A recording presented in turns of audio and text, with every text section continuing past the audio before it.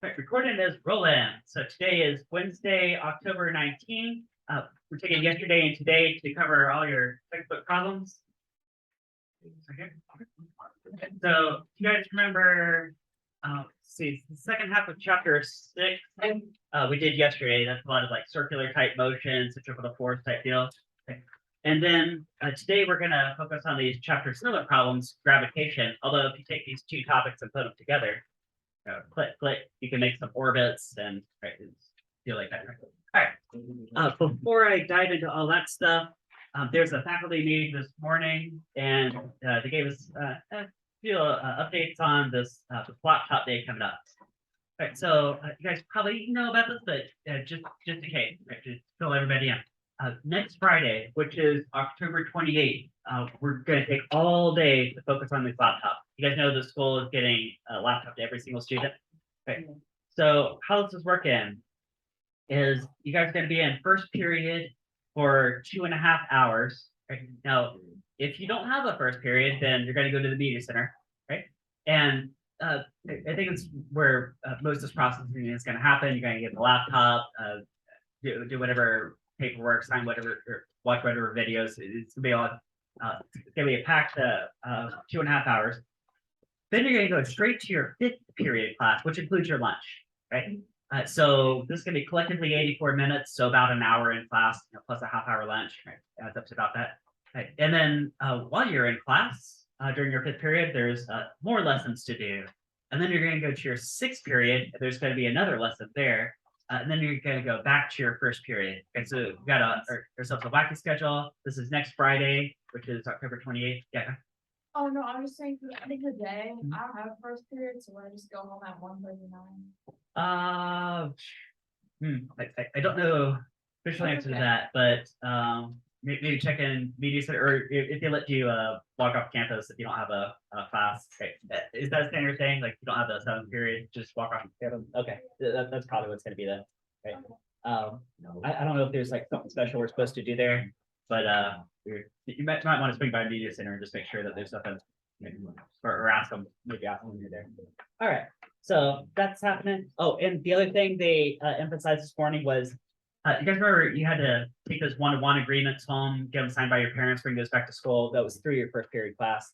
Now, there's some parents who maybe like wanted to opt out, or like some students who didn't bring the form, or so if you don't have that agreement signed for whatever reason, that would be a huge hassle every day in school, because they want to check out. They want to set up this process where you go to the media center in the morning, get the computer checked out, and it would probably cut into your first period class. And then at the end of the day, since you wouldn't be allowed to be taking the computer home at that point, you'd have to go back to the media center and check it back in, which would cut into your 7th period class, like the last 10 minutes of class. So you don't want to miss like 10 minutes of first and 10 minutes of 7th every day, because that would be really disruptive to you, just your learning.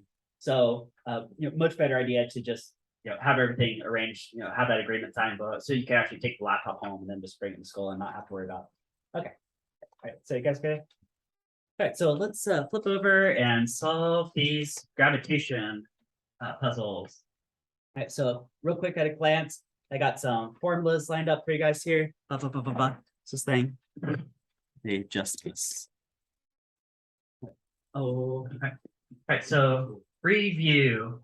All right, so review. Gravitational force is G_m over r squared, multiply the two masses, divide by the square of the distance between them, right? You get the gravity force. Okay? In fact, if one of those masses is a planet and you divide by the other mass, you can get the gravity field of the surface of any planet, right? If you know the mass of the planet and the radial size of the planet. Okay? We also derive orbital speed, right? So this is an expression for orbital speed, right? And then these three formulas here are all variations on the same thing, which is Kepler's third law of planetary motion. Remember, historically, Kepler actually precedes Isaac Newton. Actually, the top version is all that Kepler figured out. Kepler figured out there's a relationship between what's the average distance of something orbiting a star and how much time does it take to go around. And it turns out the square of the time period is proportional to the cube of the average distance. Okay? Now, if you also include Newtonian gravity that came after that, you can modify this and create an updated version. And these two formulas are the same thing. You just rearrange versions of each other, right? So this is more exact if you know the universal gravity constant in the mass of the star. Okay, there we go. I jumped out here, number 56. So I've got just enough time in class to solve the 5 problems I assigned to you guys in this chapter. Okay, number 56. 2 balls have their centers this distance apart, and they told you the mass of each one. What's the gravity force between them? So I'm going to do what I like to do a lot of times, which is solve the same problem, but just change the numbers. This is number 56. 2 balls. And I'm going to do these 2 objects right here. So here's 1 kilogram, your largest mass, your largest lab weight. Okay. Here's a kilogram plus 100 grams plus 100 grams. So I could call this like 1.2 kilograms, right? Actually, I'm going to order it like this. How about that? Okay. So we got 1.2 kilograms and 1.0 kilograms. You guys get? Right, 1.2 and 1.0. Okay. And they're separated by some distance. Let's see what that distance is. I'm looking at, let me just shuffle those. How about that? So from the center of this one to the center of this one, you guys see that 17 centimeters? 17 centimeters? Okay. Hey, do you guys think that these 2 objects have a gravitational force of attraction? Right? No, it's probably very, very, very tiny, but eventually they were floating out in space and you left them alone long enough, they eventually click, right? And so they're gravitationally attracting. Now, oh yeah, go ahead. What about the infinite expansion of the universe? Okay, that's gonna be negligible with us, right? So it's true, yeah, the universe is expanding. We'll talk about that one day, but yeah, it doesn't really affect the orbital mechanics or anything within the solar system. Huh? We're gonna talk about that in this stuff? A little bit. I've got a dark energy video lined up for you guys, so yeah, in time, right? Is it crash course? The 10. How about that? Oh, that's yeah. even better. So now there are, of course, other gravitational forces which are probably washing these out. But if we just focus on these and treat this as a closed system, okay, I can say that the gravitational force of attraction is universal constant times the masses multiplied together divided by the distance between them squared. Okay. All right. So let's just plug and chug. All right. Let's see what would be. So I know universal gravity constant 6.67 times 10 to the negative 11. That's Newton meters squared per kilogram squared. Remember, all the numbers you feed into these equations have to be in base SI units for this to work. Okay, nobody knows why this constant is what it is. It's just been observed and calculated to be that, right? And the 2 masses were 1.2 kilograms and 1.0 kilograms. Okay, and then the distance between them was 17 centimeters. Okay, can I do this? Can I do 17 squared? Can I do that? 17 centimeters? What's wrong with that? It's not the same unit? Ah, yeah, it's not the correct unit. Right, guys, that was 17 centimeters. I don't need centimeters. I need what? Meters? Meters. How many meters is that? Is it 0.017? Or Or is it 0.17? Right. Okay. You guys know 100 cents in a dollar, 100 centimeters in a meter. Okay, so it's That's actually really good. I didn't think of that. Yeah, right. There you go. So 0.17 meters, right? And then don't forget to square that, of course. Right? But you can just like pop and play in the calculator.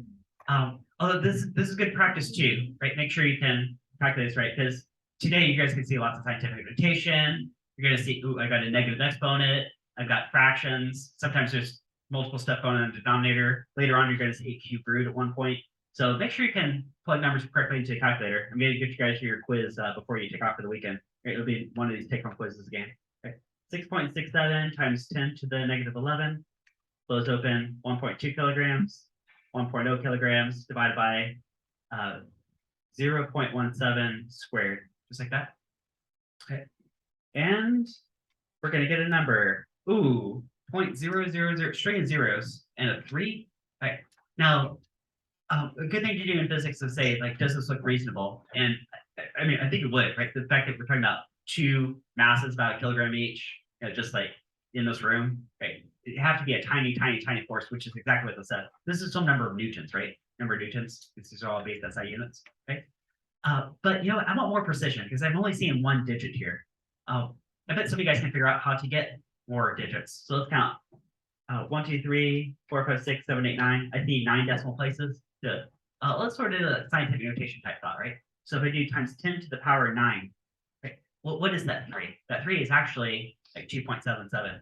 Okay, so, so this is actually 2.77 And then to restore the decimal place be like 10 times 10 to the minus 9. And that'd be newtons. Okay, so a tiny number of newtons gravity force between those two masses. Okay. Right. All right. All right. Yeah, so that was pretty straightforward. Plug and chug. Pretty good warm-up problem. Number 58. This one's a pretty good warm-up also. Right? Assume that you have this mass, this many kilograms. Here's the mass of Earth and the radius of Earth. So 2 questions. What is the force of gravitational attraction between you and the Earth? And the second question, what is your weight? Now, how many guys are looking at those 2 questions saying, hey, that's the same question? Because the gravity force between you and the Earth, that is your weight, right? Wouldn't that be? That's where your weight comes from, right? So I'll solve this 2 different ways, but I mean, it should be the same answer regardless of how you solve it. Okay. So let's start by the old way of solving it. So ever since August, haven't I been saying weight is just m times g, right? The mass of the object in kilograms times the gravity field of the planet. Right? That's what we've been using all along, right? Right, mass of gravity field. So I know what gravity field is on Earth. Right? So suppose you got 50 kilogram person, 50 kilograms. Let's use the precise version today. I'm going to use 9.8 right? Meters per second squared. Right? So what is 50 times 9.8? Right? So this person has a weight of 490 newtons. Okay? And more often than not in this class, we'll usually like round that to 500. So it's like if you have a mass of 50 kilograms, you weigh 500 newtons. Okay? Here it is a bit more precisely, but you guys get the idea, right? Okay. Okay. So this is one perspective on weight. Okay. Now let's look at it from a different perspective, like from a universal gravity attraction point of view. Okay. And the universal gravity attraction says it's G(m) over distance squared. Okay. So let's try this version, see what we get. Got 6.67 times 10 to the negative 11. You know what I'm going to do? I'm going to take my units all out to the end. You guys know there's going to be some number of newtons, as long as all these are in base SI units, kilograms, meters. Okay. So let's go. Mass of Earth is 5.97 times 10 to the 24. That's kilograms. The mass of this individual person is 50 kilograms. And then the distance from the person to the Earth would be the radius of the Earth. Okay. And that's 6.38 million meters. And don't forget to square that. Gotta square it. Okay. And if this is meters and these are kilograms, all right, it's gonna be some number of newtons. Okay. Okay. In fact, you guys all know what the answer is gonna be already. Okay. It should just be this number, right? Okay. Let's see if this actually works. Okay. So 6.67 times 10 to the negative 11, close open. 5.97 times 10 to the 24, close open. 50 for kilograms, that's the person, divided by open parenthesis. Okay. It's really important that you open a parenthesis after you hit divide by, because there's stuff multiplied in here that's grouped together. Okay. Divide by open parenthesis. 6.38 times 10 to the 6 close squared. Okay. Now, as long as you entered it correctly into the calculator, right? Make sure you can do that. You should get this number. Let's see what we do. I'm getting 489.1 newtons. Close enough. Call it a day. That's pretty well that, isn't it? All right, so we are good. We are good. All right, guys good so far? Okay, now things are about to get more fun. Number 67, we're gonna do a bit more application, a bit more complex type problem.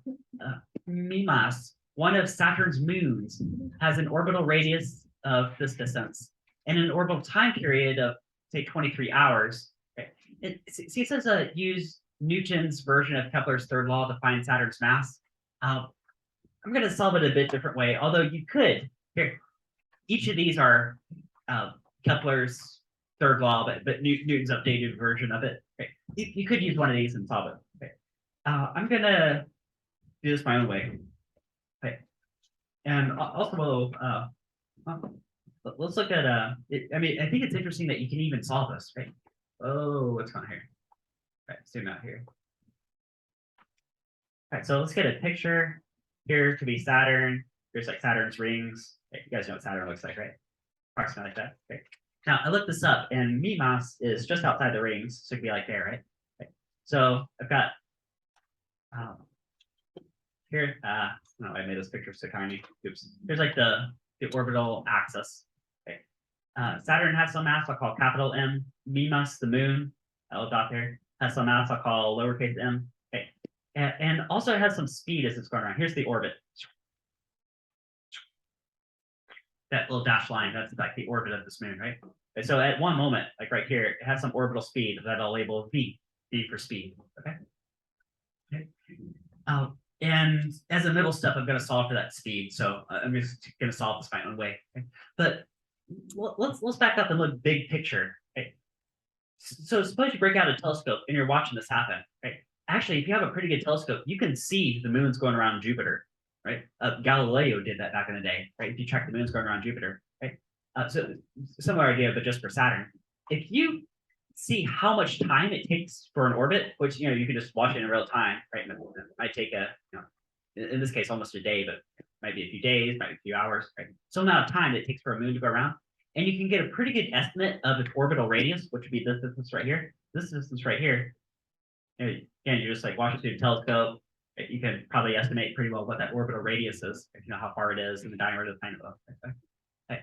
There is enough information there that you can calculate what the mass of the planet has to be for like something to orbit at that distance in some amount of time period.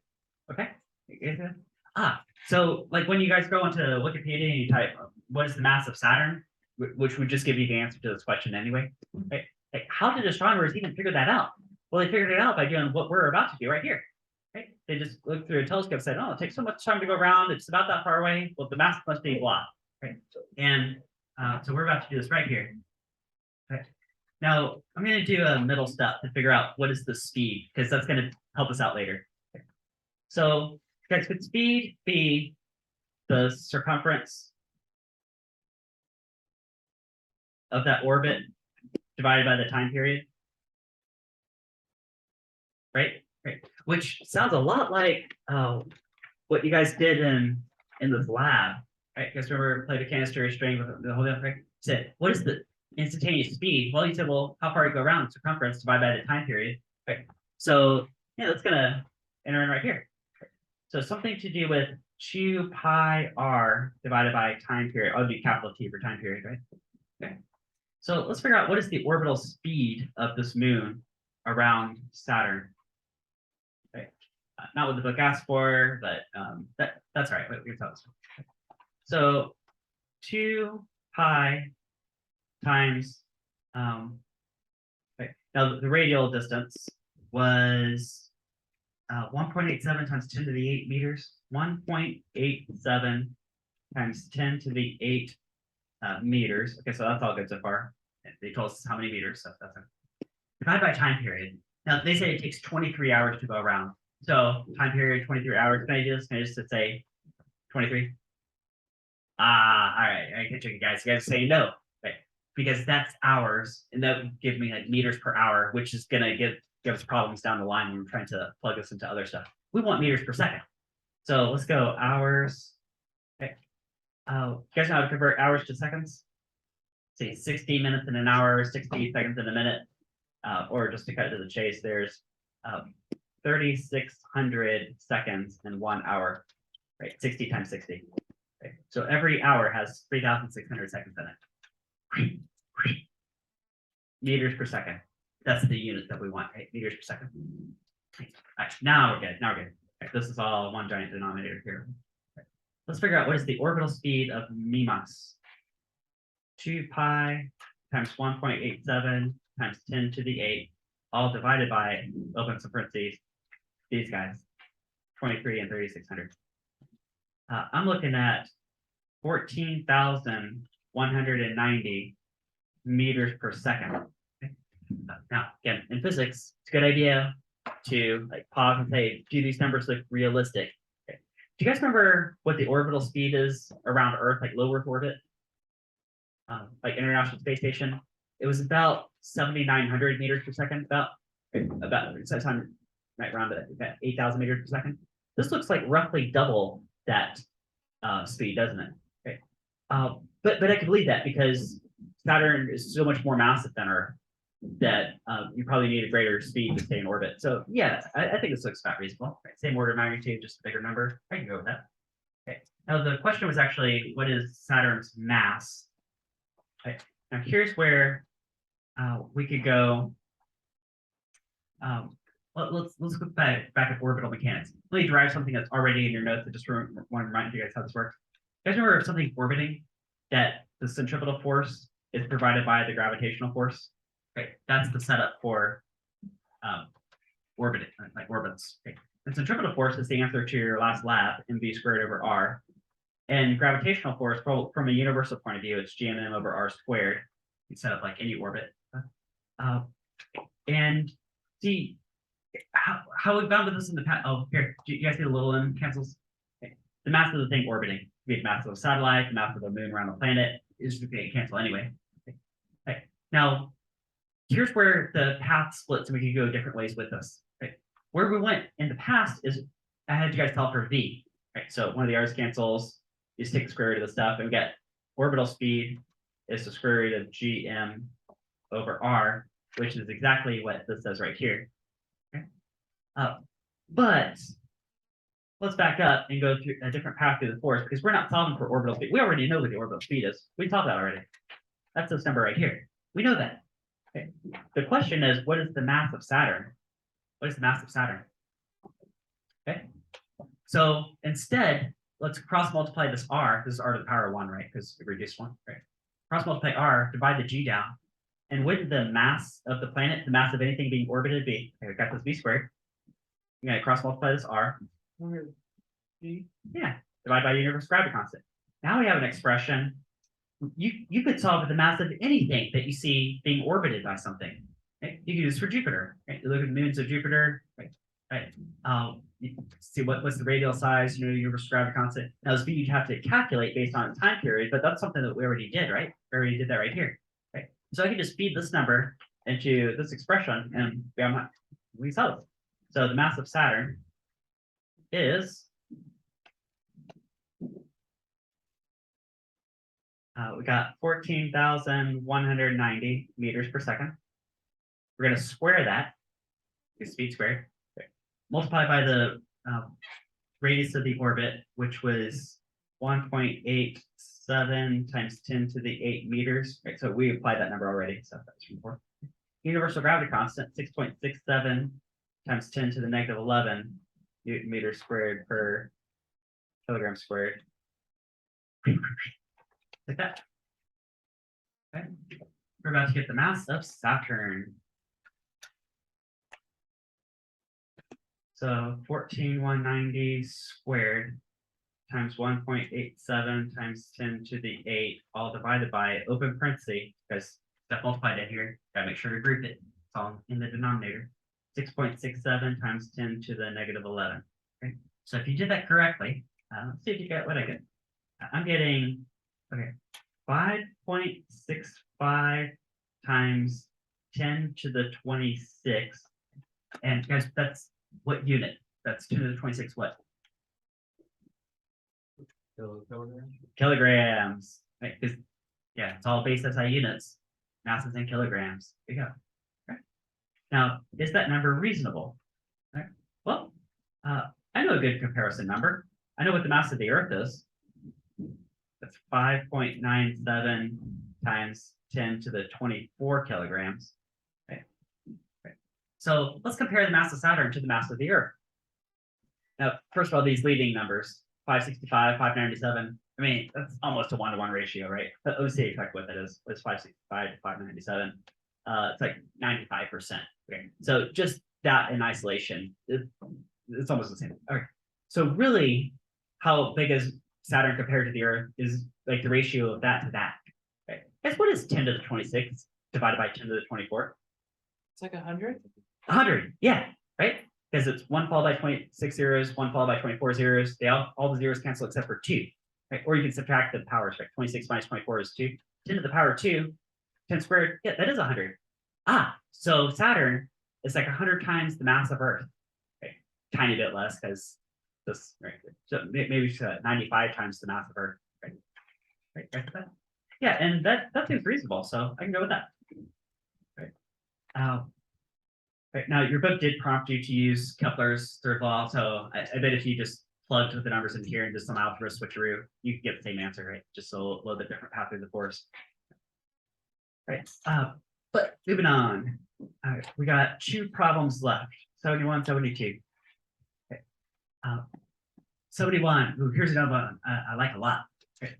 A geosynchronous satellite. Hey, we talked about this the other day, didn't we? Geosynchronous. It orbits it at every 24 hours. Yeah, right. So it orbits along with the planet. Right. So Earth, right, exactly. It's been Earth rotates once every 24 hours. This thing revolves around Earth also once every 24 hours. Okay. So it's like hovering about the same point on the equator all the way around. Okay. Now, okay, your book went one way with the story. I'm going to go a different way in the notes. So they told you exactly what that orbital location would be from the center of the Earth. They told you how many meters. I think they're sort of giving away some that would be interesting to solve for. So yeah, 2 questions. What is the speed of the satellite in orbit? And the follow-up, what is the time period to go around? But you know what? How many guys looking at part B saying, hey, I already know the answer to that question? What's the answer to this question? 24 hours, right? Of course, you could convert to seconds, but that's right, it's 24 hours. Right? So in the notes, we're going to go different way. We're going to start by knowing what the answer to this is. This is 24 hours, of course. Right? Convert that to seconds, blah, blah. And we're going to go back and confirm that this orbital radius is true, right? That's exactly where you would park a satellite to make all this happen. Okay? And along the way, we'll figure out what the speed is also. Right? So we're going to solve this backwards of how the book prompts it to you. Right? I think the book wanted you to solve this and then say, like, hey, it's 24 hours, whoa. Right? So I must have gotten it right. Should go the other way. Okay, so 71. Let's do this.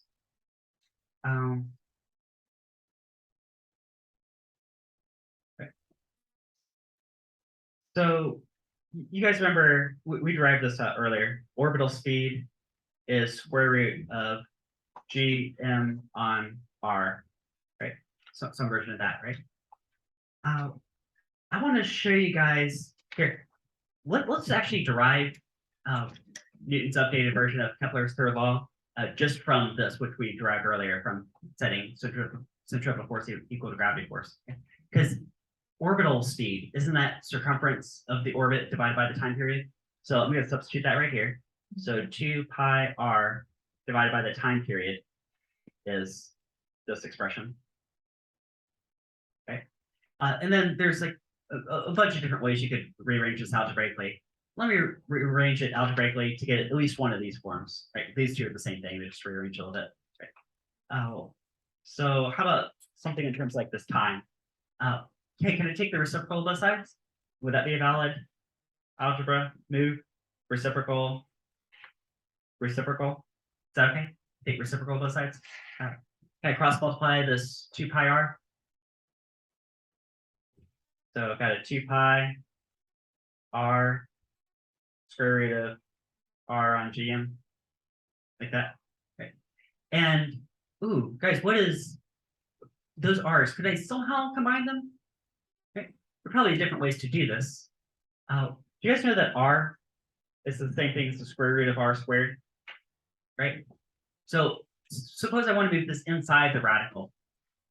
So this r outside is the same thing as r squared inside. And if I combine it with this r to the 1, that gives me how many r's inside the radical? Yeah, 3, right? So I've got 1 here and then 2 of these guys. Boom, boom. So it gives me r to the 3, right?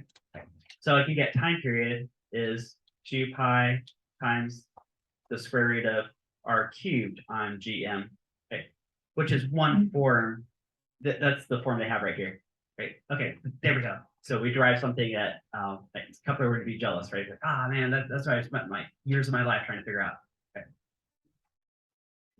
All right, so now we got this.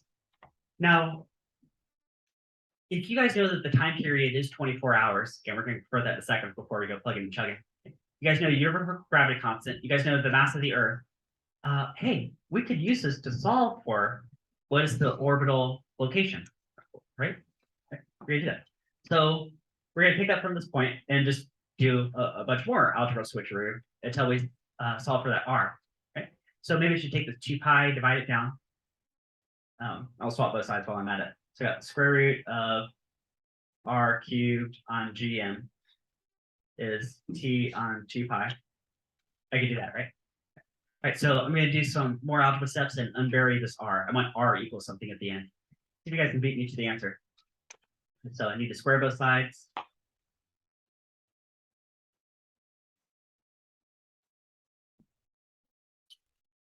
That could look like that, for example. Right? Cross multiply the gm.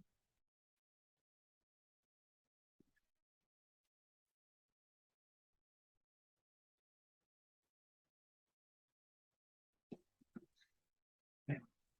And finally, one last step. Do what to both sides. Take the cube root. Right? Okay. So r equals, right, so you want to figure out what's the orbital radius, okay, distance to the center of the Earth from the satellite. I need a g, universal gravity constant. I need the mass of the Earth, right, with its orbiting. Okay. I need the time period squared, divide by 2 pi quantity squared. Okay. And then the cube root of all that. Now, in the calculator, I'm going to treat the cube root with a power. Guys, this is all to the power of what? 1/3. Ah, 1/3. There you go, 1/3. Right, because that's a cube root, 1/3. Okay. And also when I put in that calculator, put it in parentheses to make sure it groups that power. Okay. Right, so hey, all we need to do is feed the numbers into this expression, we can get the answer. Okay. Yeah, it's just right. So r equals, okay. You know what we haven't done yet is convert that time into seconds, but here we'll just speed this in here too. Why not? The giant fun formula. So I got g is 6.67 times 10 to the negative 11. That's Newton meters squared per kilogram squared. Mass of the Earth is 5.97 times 10 to the 24. That's kilograms. Time period. Okay, they said, well, you guys know it's 24 hours, but we don't want hours. We want seconds. So 60 minutes in an hour, 60 seconds in a minute. Isn't every 1 hour 3,600 seconds? And that's going to be squared. Here, I'll do this off the paper, but what is 24 times 60 times 60? Okay, 86,400. Okay, so how many seconds is it from midnight to midnight? 86,400. Maybe we'll write this as a note. Right, so 24 hours equals 86,400 seconds. Right, good tidbit to know, right? How long is everything? Okay. All right, we're going to divide by 2 pi quantity squared. Okay, and I'm going to take the entire expression and just like you guys told me to do, raise that to the power of 1/3. Okay, and that will tell me in meters where to park that satellite, so that it can orbit once every 24 hours. Right? Be geosynchronous. Okay. Woo. Right. So if it's hard to put this in calculator, you could break it down into smaller steps. But you see that you can do this all in one go. So open up ridiculous number parentheses. Just going to group a bunch of stuff here. 6.67 times 10 to the negative 11. 5.97 times 10 to the 24. 24 by 3,600, and that's being squared collectively. All divided by open parentheses 2 pi close parentheses squared. Okay. And then close some parentheses. Now I got all the stuff grouped. Okay. And raise that to the power of 1/3. Say take the cube root. Okay. Okay. And let's see. How far out is this going to be? It's telling me 4 222 69 10. And that would be what? That's a big string of digits. How much? What's the unit? Meters. Okay. I could call that 42 million meters. Or in scientific notation, would that be what? 4 times 10 to the 7 meters. Okay. which is the number they gave it. Well, it's almost the number they gave us. It said 4.23 times 10 to the 7. We got 4.22 times 10 to the 7. I mean, that's close enough, right? Call it a day.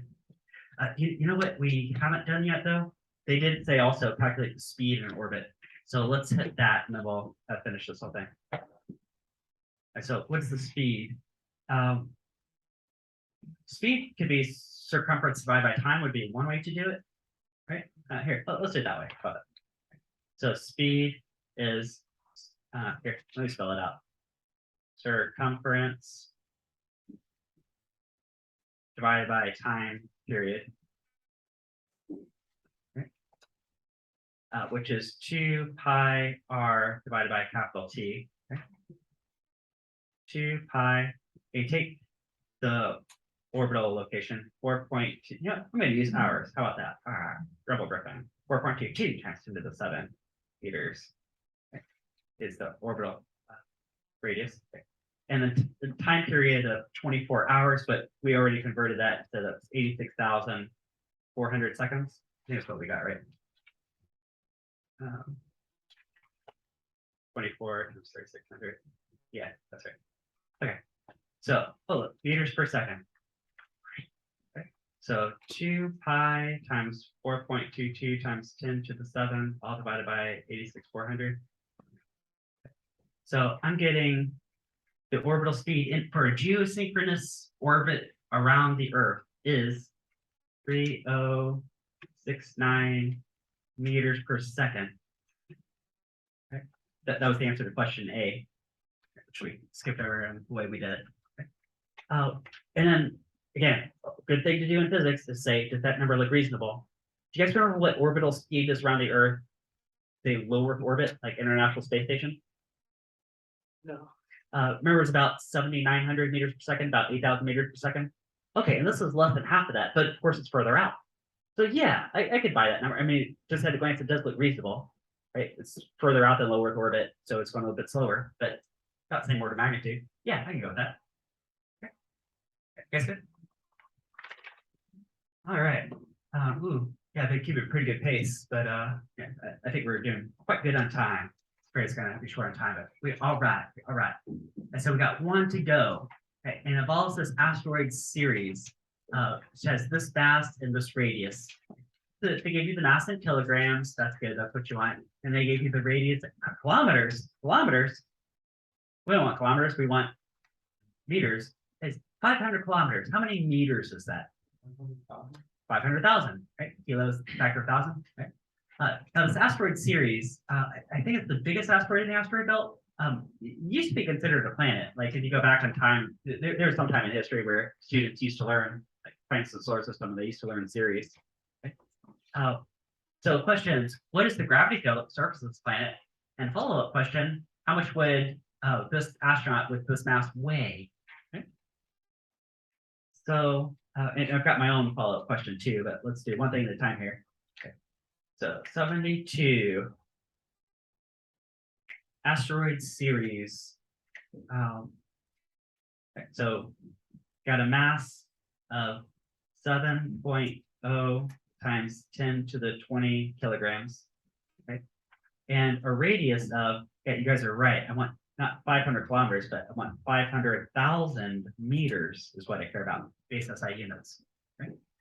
So gravity field. Could that be Gm over r squared, just like that? So, okay, so we're back sort of just plug in and chug in, but I think this has an interesting type answer, so check it out. 6.67 times 10 to the negative 11. The mass is 7 times 10 to the 20, that's in kilograms, and the radius is 500,000, that's in meters, and don't forget to square that. This whole thing's gonna come out to some meters per second squared. I just pulled the units out to the end, right? Or you could say newtons per kilogram. That's the same thing. Okay. And so let's see what this is. 6.67 times 11, 7 times 10 to the 20 divided by 500,000 meters squared. Okay. Okay. Gravity field on Ceres at the surface of the asteroid Ceres is 0.19 meters per second squared. So does that number look reasonable? Well, here's some numbers for comparison. I know that gravity field at the surface of Earth is like 9.8 meters per second squared. I know that gravity field on the moon, at the surface of the moon, is like 1.6 meters per second squared. So big old asteroid.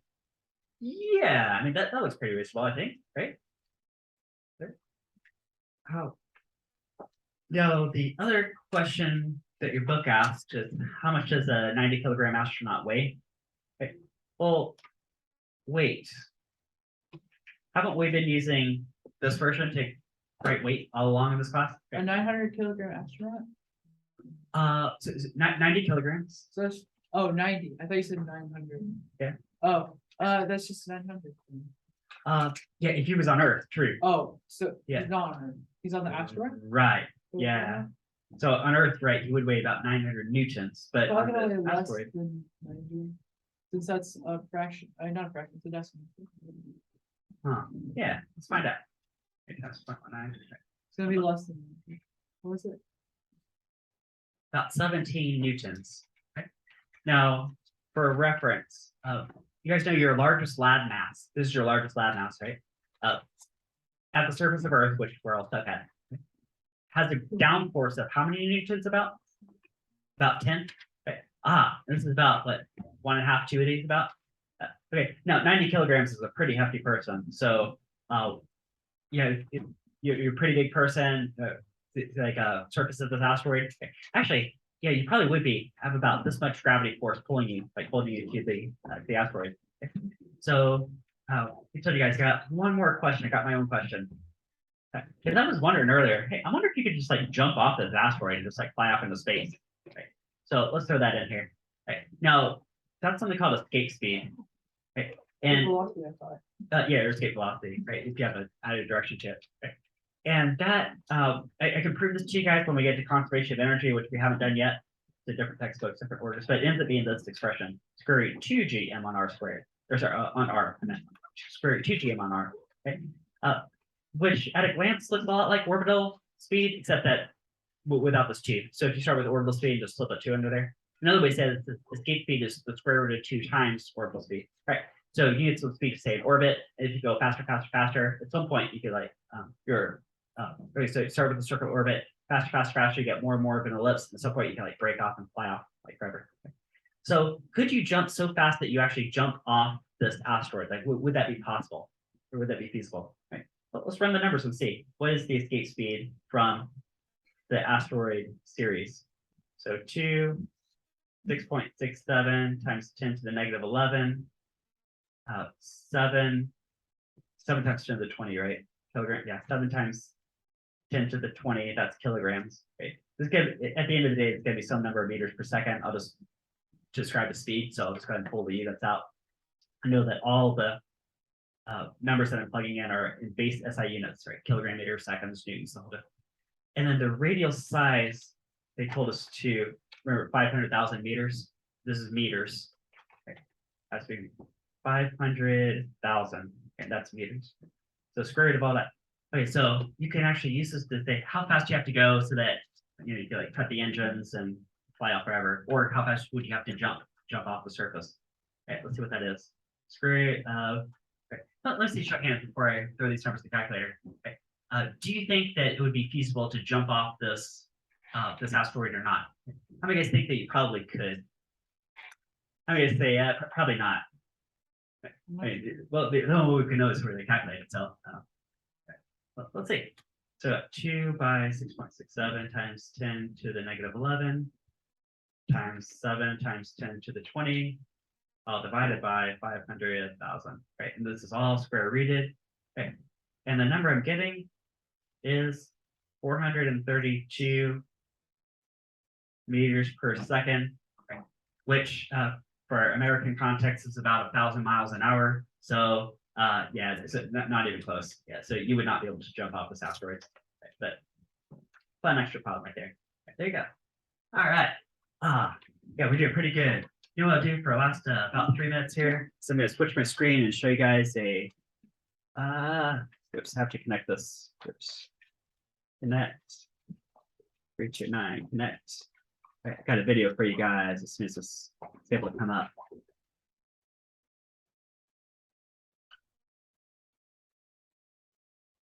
Washcloth in space. There we go. Present screen. Oh, no. Stop. Share screen. There we go. Washcloth in space.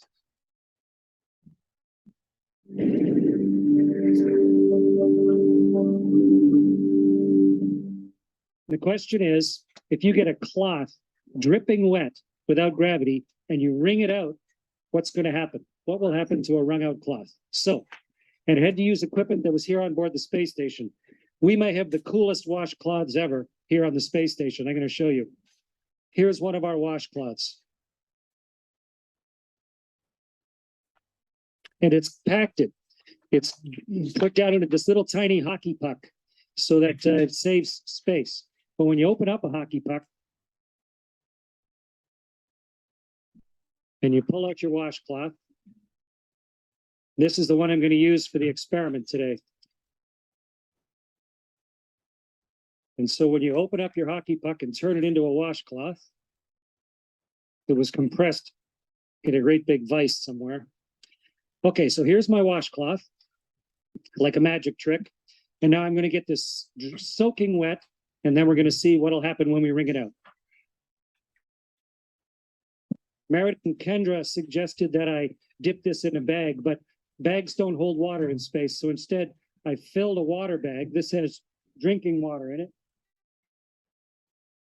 And I'm going to squirt a bunch of water into this washcloth.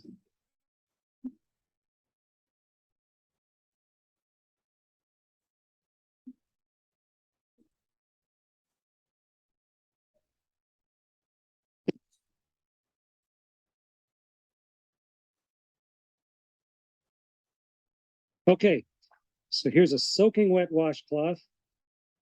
Get the microphone so you can hear me while I'm talking. And now let's start wringing it out.